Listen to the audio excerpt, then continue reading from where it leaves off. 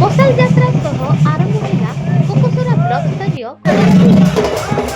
କଳାହାଣ୍ଡି ଜିଲ୍ଲାର ସଂସ୍କୃତି ପରମ୍ପରା ଓ ଲୋକକଳାର ପ୍ରତୀକ କଳାହାଣ୍ଡି କୋକସରା ବ୍ଲକ ସ୍ତରୀୟ ଗୁଡ଼ହାଣ୍ଡି ମହୋତ୍ସବ ମଶାଲ ଯାତ୍ରା ଓ ରଙ୍ଗାରଙ୍ଗ ସାଂସ୍କୃତିକ କାର୍ଯ୍ୟକ୍ରମ ଆରମ୍ଭ ହୋଇଯାଇଛି।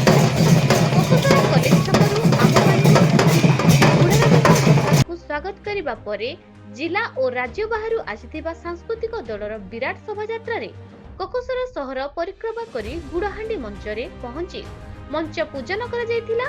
କୋକସରା ବିଡିଓ ଡ ହିମାଞ୍ଚଳ ମାଝୀଙ୍କ ସଭାପତିତ୍ୱରେ ମଞ୍ଚରେ ମୁଖ୍ୟ ଅତିଥି ଭାବେ କୋକସରା ବ୍ଲକ ଅଧ୍ୟକ୍ଷା ଶ୍ରୀମତୀ ରୀତା ଅଗ୍ରୱାଲ, ସମ୍ମାନିତ ଅତିଥି ଭାବେ ତହସିଲଦାର ଚୋଡ଼ଗଙ୍ଗ ପ୍ରଧାନ, ଥାନା ଅଧିକାରୀ ସୁଜ୍ଞାନ କୁମାର ବାରିକ, କୋକସରା ସରପଞ୍ଚ କିଶୋର ଚନ୍ଦ୍ର ପ୍ରଧାନୀ, ଉପଖଣ୍ଡ ସାମାଜିକ ସୁରକ୍ଷା ଅଧିକାରୀ ଦୀପକ କୁମାର ବେହେରା, जिला परिषद सभ्या बैजयंती पुजारी, सभ्य हेमंत माझी, समिति सभ्य ज्ञानसेम नायक प्रमुख उपस्थित थिले। अतिथि माने कलाहांडी रे उत्सव लोकयता कला संस्कृति परंपरा को उज्जीवित करबा पई मत प्रकाश करथिले। न्यूज ओडिशा टीवी कलाहांडी कोकसरारू रितेश कुमार मुंडा का रिपोर्ट।